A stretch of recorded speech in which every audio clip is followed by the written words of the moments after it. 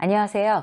지난 시간에 돈을 끌어당기는 여자의 비밀 습관이라는 제목으로 그 유세미의 북카페 진행했었는데요. 지난번에 이어서 두 번째 시간, 오늘도 7번째 습관서부터 여러분들과 함께 하도록 하겠습니다. 자, 첫 번째부터 6번째까지는 지난번 시간 1부에 있고요, 여러분. 그걸 먼저 들으시고 2부는 그 다음에 들어주세요. 그래서 오늘은 7번째 습관부터 먼저 하겠습니다. 자, 7번째. 갖고 싶은가 아닌가를 판단 기준으로 삼는다. 이게 7번째예요, 여러분. 쇼핑은 손해나 이익 때문에 하는 것이 아니다. 갖고 싶으면 사는 것이지 싸기 때문에 사서는 안 되는 것이다. 이것도 사실 저도 좀 찔리는데요, 여러분. 우리가 왜 쇼핑 계획 하면서 박앤세일이라고 하면 하고 그 다음에 빅세일이라고 하면 하고 뭐 이런 경우 사실 많잖아요. 근데 사실 이렇게 하면 안 된대요. 쇼핑 기준을. 우리가 갖고 싶은가 아닌가. 이게 싼가 비싼가 이게 아니고 뭐 엄청 싼가 뭐 비싼가 이런 것도 아니고 갖고 싶은가 아닌가. 여기 제가 한번 읽어드릴게요. 계획 없이 계속 쓰자는 것이 아니라 가장 기분 좋아지는 선택을 우선시하자는 것이다. 만족도가 상승하면 오히려 불필요한 쇼핑을 하는 횟수도 줄어든다. 가난한 사고에서 탈출하려면 돈에 좌우되지 않고 갖고 싶다는 자신의 감각을 따라야 한다. 분명히 무언가가 조금씩 변한다. 내 경험상 확실히 그렇다. 이게 와타나베 가오루의 그 문장이었어요. 그 물건 중에서 자, 이거를 내가 이렇게 가격표를 일단 먼저 보잖아요. 우리가 뭘 사더라도. 그래서 이 옷이 가격표를 보고 생각했던 것보다 뭐 이 정도 퀄리티에 이 정도 가격이면 괜찮은 것 같아. 우리가 이제 이렇게 복합적으로 이제 판단해갖고 그 물건을 구매하거나 그러잖아요. 그런데 이 와타나베 가오루 이 저자는 뭔가 하면 이 옷이 갖고 싶어? 꼭 갖고 싶어? 그러면 가격과 관계없이 이거를 갖다 구매하고 그 다음에 가격이 막 세일해서 싸다고 할지언정 그게 막 내가 막 간절히 꼭 사고 싶다. 어떤 이런 느낌이 아니라 싸다고 산다면은 그거는 이제 그런 돈을 끌어당기는 그런 마인드가 아니라는 거예요. 그게 어느 정도 일리 있는 것 같아요. 그렇죠, 여러분. 자신의 가치는 스스로 결정하는 것이다. 그러니 돈을 쓸 때는 가격이 아니라 나의 가치를 생각하자. 나는 이런 거를 가질 만한 자격이 있어. 그러면 그런 기준으로 돈을 쓰게 된다면 결과적으로 돈의 흐름에 좋은 영향을 준다. 괜한 쇼핑을 할 이유도 없어지고 돈도 더 소중히 쓰게 된다. 여러분들 한번 이제 이거 한번 시험해 보시자고요, 여러분. 우리가 정말 물건을 살 때는 내가 꼭 갖고 싶은지 아닌지 가격을 세일하는 거 말고 그런 거랑 관계없이 그거에 기준을 두고 한번 여러분들께서 스스로 우리 다 같이 실험해 봤으면 좋겠어요. 효과가 있을 것 같아요. 자, 그리고 8번째, 눈에 보이지 않는 것들에 더 가치를 둔다. 이건 무슨 얘기일까요, 여러분? 눈에 보이지 않는 것에 더 가치를 둔다. 먹는데 돈을 쓰는 사람, 물건에 돈을 쓰는 사람, 아니면 마음의 영양분을 채우기 위해 여행에 돈을 쓰는 사람, 몸 건강과 관리에 돈을 쓰는 사람 등 돈은 쓰는 이유와 목적이 사람마다 다 다르다. 그렇죠, 여러분. 어떤 걸 더 중요하게 자기가 가치 있게 생각하느냐에 따라서 그러니까 돈을 쓰는데 그걸 보면 그 사람이 어떤 사람인지 알 수 있다고 하잖아요. 그래서 그러니까 이제 우리가 이제 가치가 이렇게 달라서 돈을 쓰는 데는 다 다르기 때문에 다른 사람들의 소비 행태를 두고 쓸데없이 그걸 산다. 이렇게 얘기할 수가 없는 거래요, 여러분. 왜냐하면 전부 다 가치가 다르니까. 진짜 부자들은 눈에 보이는 것이 아니라 경험에 돈을 사용한다. 경험으로 얻은 감성이나 지혜는 아무도 빼앗지 못할 뿐더러 잃는 일도 없다. 이제 이것도 이제 그 사람의 가치관일 것 같은데요. 그러나 부자들은 실질적으로 경험에 더 많은 돈을 투자를 한다는 거죠.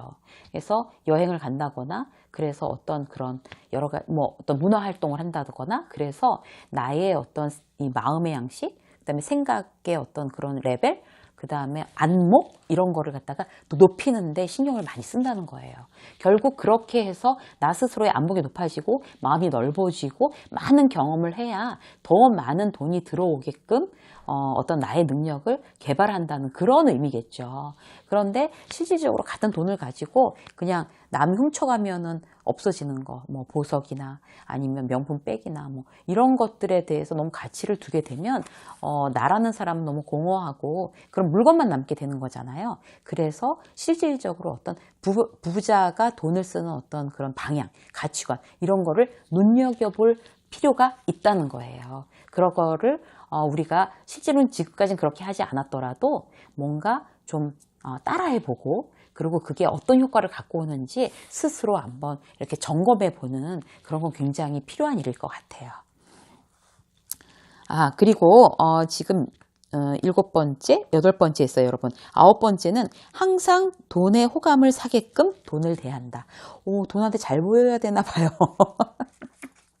자, 돈에 호감을 사게끔 그렇게 한다는 게 어떤 의미일까요, 여러분? 제가 읽어드릴게요.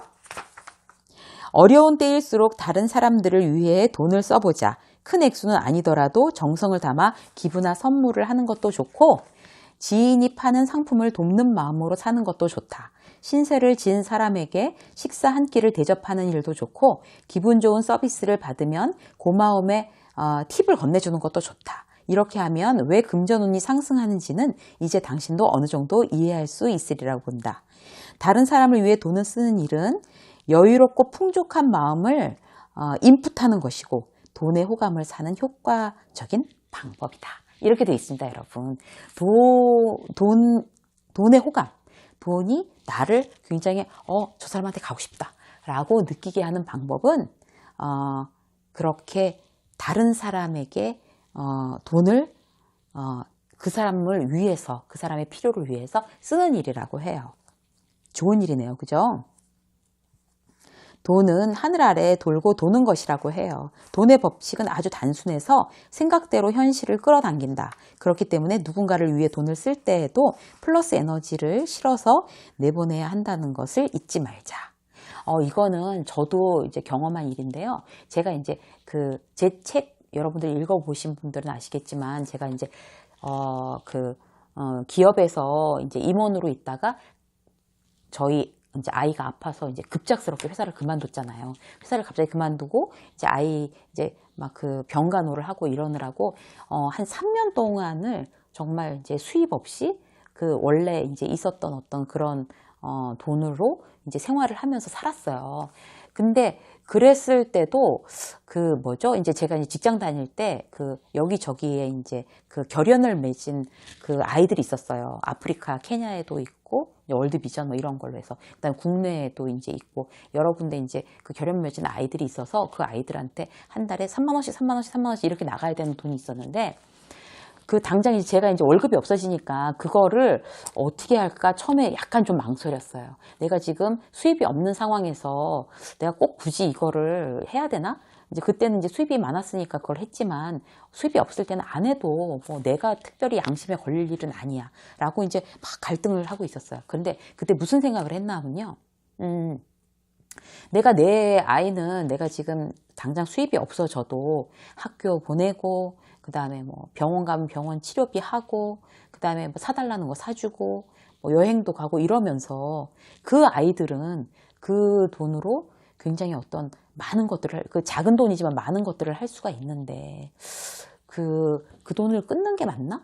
이런 생각이 들어서 그건 아닌 것 같더라고요. 이제 크게 생각을 하면 이제 다 엄마들은 다 마찬가지인 것 같아요. 내 아이나 남의 아이나 물론 이제 내 자식이랑 똑같다라고 얘기하는 건 거짓말이겠지만 그 아이도 굉장히 소중한 아이인데 그걸 끊을 수가 없었어요. 그래서 그냥 수입이 없는 상태에서도 계속 원래 기부하던 거를 정액 기부를 계속했어요. 그게 결국에 어떤 의미인가 하면 나를 통해서 누군가에게 계속 이제 돈이 이제 흘러간다는 거죠. 근데 그게 뭐 내가 그거를 탁 막았다고 해서 그게 나한테 막 쌓이는 돈이 아닌 것 같아요. 지나고 나서 생각을 해보면. 그래서 그 아이들은 계속 키가 크고 학교를 다녀야 되기 때문에 그 돈이 필요한 거고, 내가 지금 수입이 없더라도 일단 걔네들한테 흘러 들어가야 되는 돈은 흘러 들어가는 거고, 결국에 그래서 이제 상황이 다 좋아지고 제가 다시 이제 어떤 경제 활동을 하게 되고 이러다 보면 또 자연스럽게 이제 더 이제 좋은 상황이 되고 그래서 그때 그 기부금을 끊지 않았다는 거를 지금 생각해서 보면 너무 잘한 일이었던 것 같아요. 그래서 결코 이 돈이 이렇게 탁 여기서 막히지 않고 이렇게 계속 흘러가고 순환되게 할 수 있게끔 하는 거. 그게 뭐 어떤 의미에 있어서는 굉장히 그 돈한테 호감을 사는 일, 이런 거라는 일을 이 책을 보면서도 그때 내가 했던 일이 굉장히 돈한테 호감을 사는 일이었구나, 이런 생각을 하게 됐어요, 여러분. 그래서 여러분들도 돈의 호감을 사는 어떤 그런 효과들을 한번 이렇게 누려보시면 좋을 것 같아요. 이게 굉장히 제가 직접 해봤더니 이건 정말 효과 있는 것 같아요. 제가 읽어보면서 효과 있었구나 라고 이제 저도 느꼈어요. 자, 그 다음 볼까요? 10번째, 풍족함이 100배가 되는 포커스 기술을 익힌다. 자, 이게 뭔가 하면 여러분, 지금 내가 가진 것들을 매일 세어보면 점점 행복의 개수가 많아진다. 반대로 부정적인 걸 센다면 불행의 개수가 점점 늘어날 뿐이다. 그게 자칫 버릇이 되면 뇌는 무의식적으로 불행을 더 찾아 나선다. 굉장히 무서운 구조를 읽어드렸어요, 여러분. 앞에서도 말했지만 풍족함의 구조는 아주 단순하다. 이 단순함을 스스로 깨달으면 돈과 관련해서도 거칠 것이 없어진다. 설령 다시 무일푼이 된다 할지라도 다시 풍족해진다는 자신감만 있으면 그 강한 믿음이 다시 사람을 풍족하게 만든다. 그렇대요, 여러분. 실질적으로 이제 이런 거 우리 사실 다른 데서도 이런 어떤 책이나 이런 데서 많이 본 것 같아요. 나에게 주어진 축복의 개수를 세어보아라. 정말 셀 수 없는 거죠. 그러니까 막 그런 거를 감사일기 쓰라는 거 다 그런 의미잖아요. 그래서 이것도 감사합니다. 저것도 감사합니다. 막 행복한 거, 내가 행복한 1, 2, 3, 4 막 이렇게 적다 보면 점점 늘어가는 거고, 좀 아까 제가 구절 읽어드린 것처럼 이것도 못마땅해, 저것도 난 너무 억울해, 막 이렇게 생각하다 보면 그 불행의 개수가 점점 늘어나는 거래요. 그래서 이런 건 나의 작은 습관으로 말미암아 내가 더 행복해질 수 있고 또 불행해질 수 있는 거니까 우리 꼭 이렇게 좋은 긍정적인 습관을 들이도록 하고요. 불행한 사람들은 대개 자신보다 행복해 보이는 사람을 보면서 자신의 처지와 비교하여 불평불만을 내뱉는 경향이 있다. 그야말로 결핍을 부르는 행동이래요. 이런 거는 절대로 결핍을 부르는 행동. 자, 명심해야 될 3가지가 있다고 합니다, 여러분. 첫 번째, 비교하지 않는다. 두 번째, 불만을 늘어놓지 않는다. 세 번째, 지금 가진 작은 행복을 일상에서 더 많이 찾아서 초점을 맞춘다.